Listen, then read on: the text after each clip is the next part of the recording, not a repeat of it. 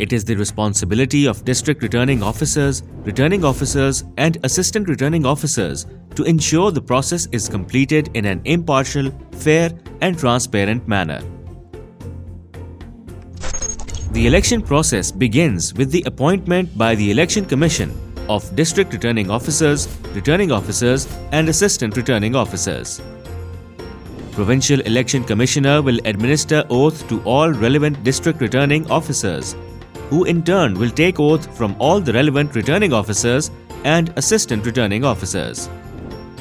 The responsibilities of the ROs are divided into several steps, of which some have to be completed before voting process.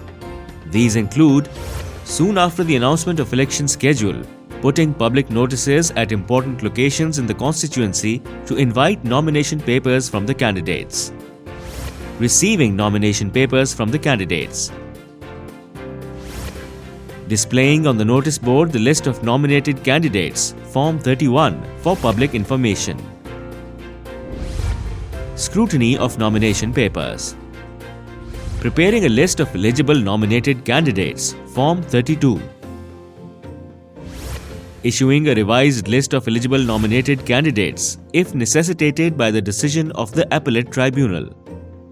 Informing about a candidate's withdrawal of nomination papers or retirement from the election. Issuing electoral symbols to the participating candidates and releasing the final list, Form 33. In addition, within 1 week of appointment of ROs, the relevant District Election Commissioner will provide the provisional list of polling stations to the returning officers.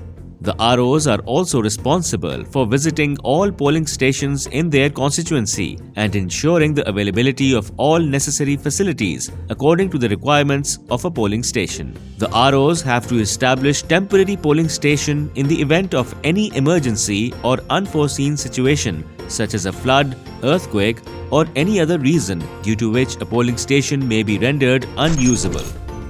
The nomination process. Any registered voter can propose and endorse the nomination of a candidate from their constituency. However, more than one candidate cannot be proposed or endorsed in the same constituency.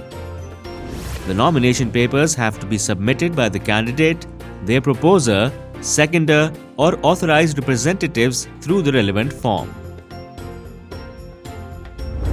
In addition, a security fee of 30,000 rupees for the National Assembly and 20,000 rupees for the Provincial Assembly will be paid, which is non-refundable.